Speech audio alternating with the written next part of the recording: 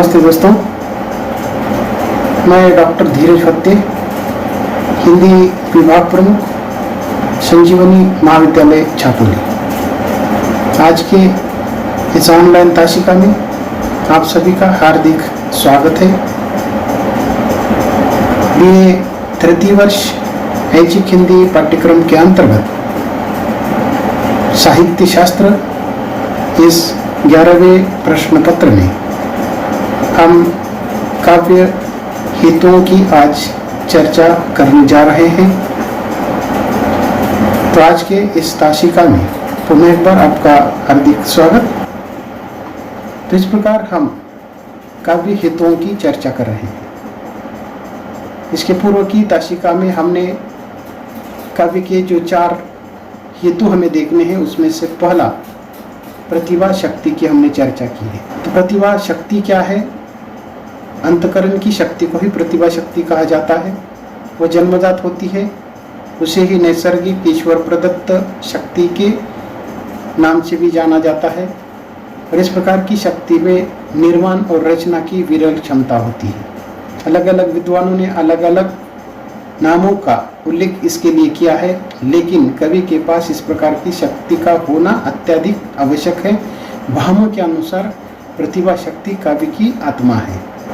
तो आज हम अन्य जो 3 प्रकार की जो काव्य हेतु है उसकी चर्चा करते हैं। संस्कृत आचार्यों द्वारा प्रस्तुत जो दूसरा काव्य का हेतु उत्पत्ति है। उत्पत्ति को ही निपुणता भी कहा जाता है। साहित्य सृजन के संदर्भ में संस्कृत आचार्यों ने प्रतिभा शक्ति को प्रधान स्थान दिया है, लेकिन उसके बाद उत्पत्ति या निपुणता को भी महत्वपूर्ण माना है। उत्पत्ति का अर्थ है कौशल्य, उसको ही निपुणता कहा जाता है। पांडित्य या विद्वत्ता एवं विभिन्न शास्त्रों का ज्ञान शब्द का प्रयोग उत्पत्ति के लिए किया जा सकता है। उत्पत्ति प्रतिभा को संस्कारित करती है। तो इस प्रकार ये उत्पत्ति क्या करती है, यह उत्पत्ति की आवश्यकता क्यों है, उसको ही निपुणता शब्द का प्रयोग किया है। ये जो पहले प्रकार की जो प्रतिभा शक्ति है उसको संस्कारित करने का काम ये दूसरी शक्ति करती है, जिसको उत्पत्ति या निपुणता कहा गया है। जिनके पास या जिस व्यक्ति के पास इस प्रकार की उत्पत्ति या निपुणता की क्षमता होती है, वह उसके पास जो प्रतिभा शक्ति है उसको संस्कारित करती है। केवल किसी के पास प्रतिभा है, इस कारण वह साहित्य की रचना कर सकता है, यह कहना गलत है। उसके लिए अन्य कारणों की भी आवश्यकता होती है। विभिन्न संस्कार, विविध अनुभव तथा प्रयत्न पूर्वक प्राप्त ज्ञान का होना भी आवश्यक है। तो इस प्रकार केवल प्रतिभा शक्ति होने से काव्य का सृजन नहीं होता है। प्रतिभा शक्ति के साथ साथ हमारे पास यानी कि कवि के पास या साहित्यकार के पास विविध प्रकार के संस्कार होने चाहिए, विविध अनुभव उनके पास होने चाहिए, और उन्होंने प्रयत्न पूर्वक जो ज्ञान है उसको प्राप्त करना चाहिए। अगर ऐसा वह करता है तो निश्चित रूप से उसके पास उत्पत्ति या निपुणता जैसा जो गुणधर्म है वो होता है, और इन दोनों की सहायता से वह काव्य का निर्माण कर सकता है। तो इस दृष्टि से कवि के पास विविध संस्कार, विविध अनुभव तथा प्रयत्न पूर्वक ज्ञान प्राप्त करने की क्षमता होनी चाहिए। उस व्यक्ति में निपुणता का होना भी आवश्यक है, और यह निपुणता समाज के निरीक्षण और शास्त्रों के अध्ययन से प्राप्त होती है।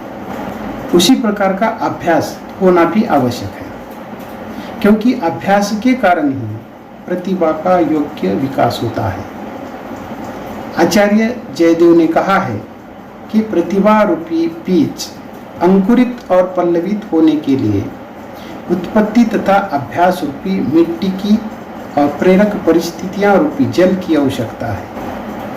अर्थात ही जिस प्रकार बीज को अंकुरित और पल्लवित होने के लिए मिट्टी और पानी की आवश्यकता होती है, उसी प्रकार प्रतिभा रूपी बीज को विकसित करने के लिए उत्पत्ति और अभ्यास की आवश्यकता होती है। तो इस प्रकार ये तीनों भी तत्व, प्रतिभा, उत्पत्ति और अभ्यास, एक दूसरे के ये पूरक हैं, एक दूसरे को ये संस्कारित करते हैं, एक दूसरे से संबंध रखते हैं। तो इस प्रकार ये जो उत्पत्ति या निपुणता है उसका होना भी उतना ही आवश्यक है जितना प्रतिभा शक्ति का है।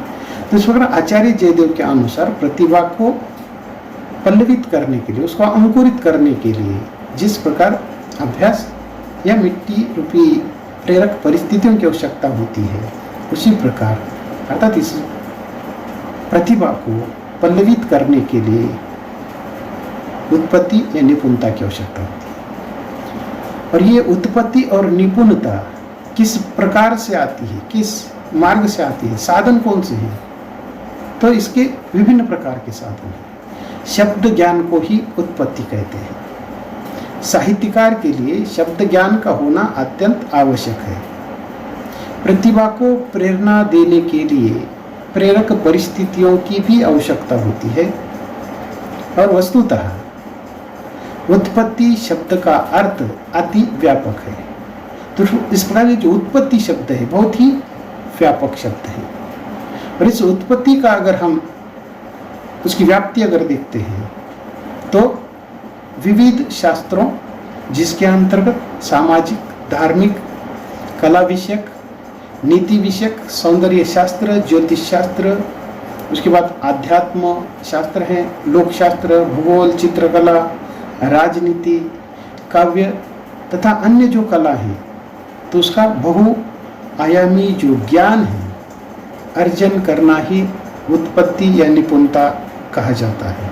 तो इस प्रकार ये उत्पत्ति या निपुणता, ये जो शब्द है बहुत ही व्यापक है, जिसके अंतर्गत हम शब्द का ज्ञान प्राप्त करते हैं, जिसमें विभिन्न शास्त्रों का सामाजिक, धार्मिक, कला विषयक, नीति विषयक, सौंदर्य आदि सभी प्रकार का जो ज्ञान है, सभी प्रकार की जो कला है, उसका अति व्यापक जो हम ज्ञान अर्जन करते हैं उसको ही उत्पत्ति या निपुणता कहा है।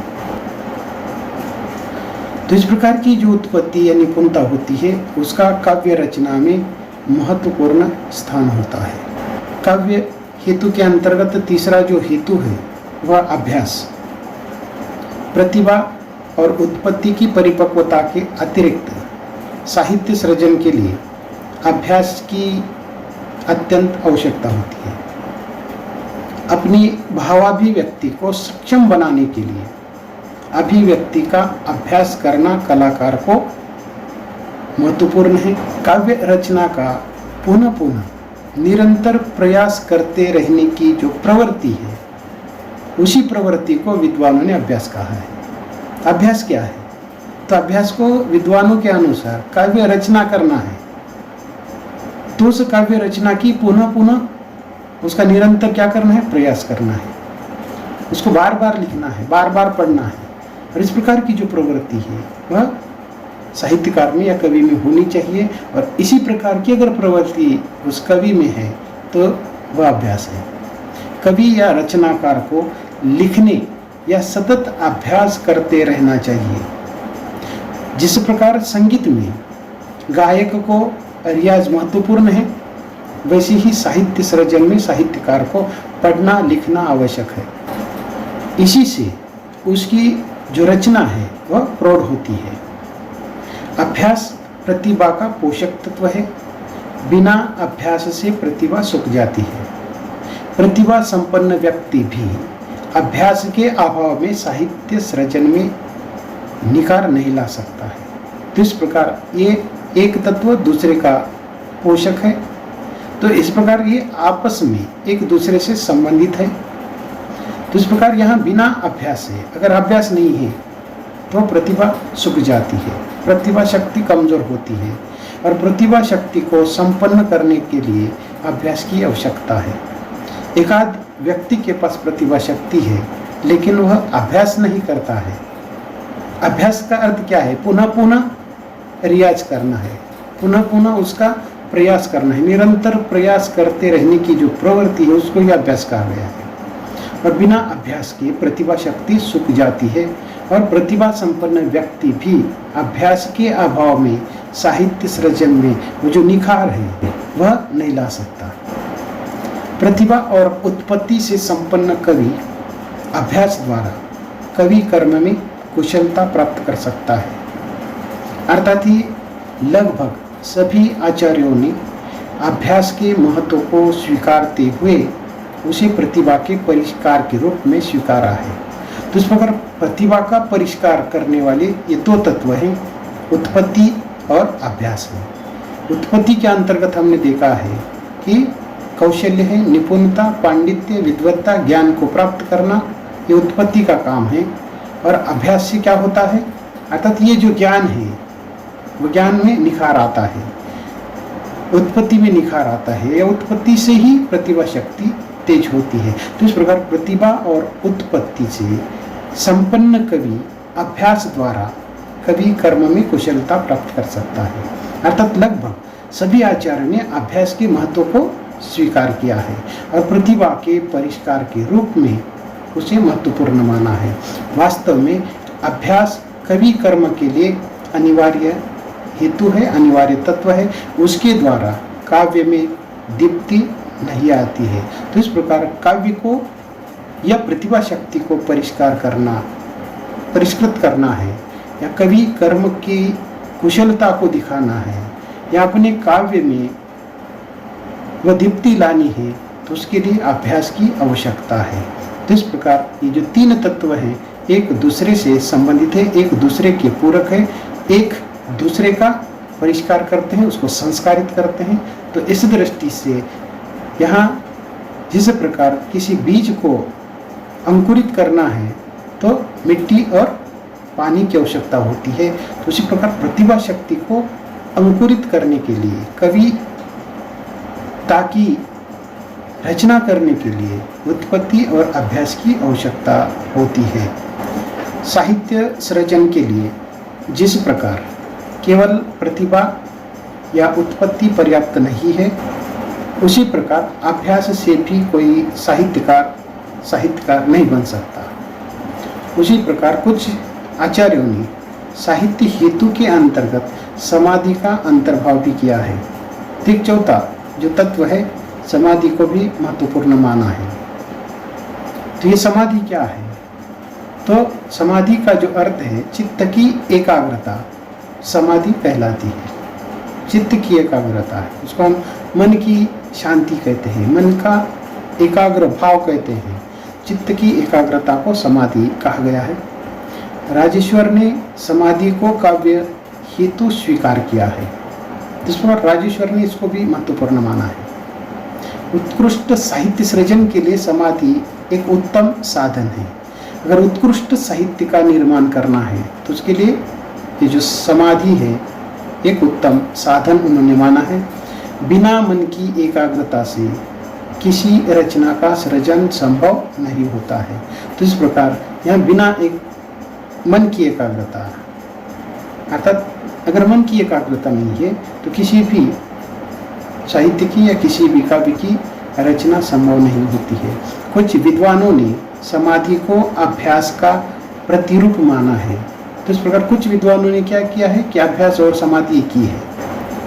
जिन विद्वानों ने काव्य हेतु के अंतर्गत समाधि को स्थान दिया है वे अभ्यास और समाधि में अंतर स्पष्ट करते समय वो बताते हैं कि समाधि आंतरिक है, अभ्यास बाह्य साधन है।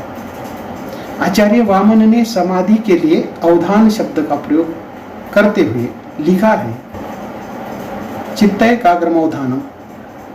अवधान का मतलब है ध्यान। अभ्यास या कवि कर्म में ध्यान या चित्त एकाग्रता की नितांत आवश्यकता होती है। इसलिए कवि कर्म के काव्य सृजन में मन की एकाग्रता या उसको हम समाधि कहते हैं आवश्यक समझी जाती है। तो इस प्रकार ये आंतरिक साधन है, समाधि आंतरिक साधन है, अभ्यास बाह्य साधन है। तो इस प्रकार इन दोनों की आवश्यकता है। अभ्यास तो कर रहे हैं लेकिन मन की एकाग्रता नहीं है, चित्त एकाग्र नहीं है, तो अभ्यास करने से कोई लाभ नहीं होगा। तो इस प्रकार अभ्यास करने के लिए भी ये जो समाधि है वह धारण करनी पड़ती है, चित्त को एकाग्र शांत रखना पड़ता है। तो इस दृष्टि से साहित्य सृजन के लिए भी मन की एकाग्रता आवश्यक मानी जाती है। तो इस प्रकार इन 4 तत्वों को या 4 हेतुओं को देखने से निष्कर्ष रूप में हम यही कह सकते हैं कि प्रतिभा, उत्पत्ति, अभ्यास और समाधि इन हेतुओं में से कौन सा हेतु अधिक महत्वपूर्ण है, इसकी चर्चा अर्थहीन है। अगर हम यहाँ इन 4 तत्वों की अगर तुलना कर रहे हैं कि कौन सा श्रेष्ठ है, कौन सा कनिष्ठ है, तो ये सब बेकार की बातें हैं। यहाँ कोई भी कम अधिक महत्वपूर्ण नहीं है, सभी का एक जैसा महत्व है। हर एक विद्वान ने अपने अपने ढंग से काव्य हेतु के संबंधित अपने जो मत है वह प्रतिपादित किए हैं। किसी ने एक को तो किसी ने दूसरे को महत्व दिया है। अपने आप में कोई हेतु पर्याप्त नहीं है, बल्कि एक के अभाव में दूसरा अपूर्ण है। वे सभी हेतु समन्वित एकाकार के रूप में साहित्य सृजन का कारण बनते हैं। अगर ये सभी मिलकर एक होकर अगर साहित्य का सृजन करते हैं तो उस साहित्य में दीप्ति आती है।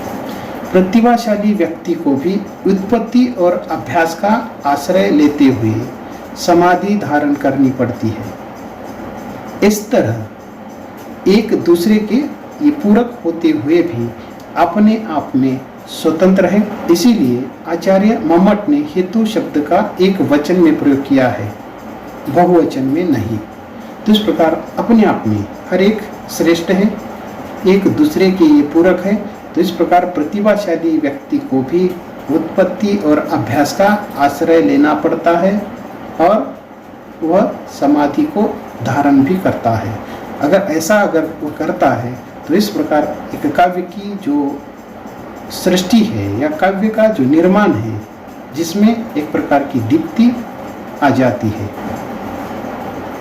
तो इस प्रकार संस्कृत आचार्यों द्वारा प्रस्तुत जो काव्य हेतु है, ये 4 महत्वपूर्ण है। काव्य हेतु को काव्य कारण भी कहा जाता है। काव्य का प्रेरणा स्रोत के रूप में उसकी ओर देखा जाता है। ये जो काव्य हेतु है उसमें साहित्य निर्माण करने की उदात्त शक्ति होती है और कवि के हृदय के जो उदात्त भाव हैं, उन भावों की सृष्टि या निर्माण करने का जो साधन है वह काव्य हेतु है। तो इस प्रकार 4 हेतुओं को हमने इसके अंतर्गत देखा है: प्रतिभा शक्ति, उत्पत्ति या निपुणता, अभ्यास और समाधि है। हम यहाँ रुकते हैं। धन्यवाद।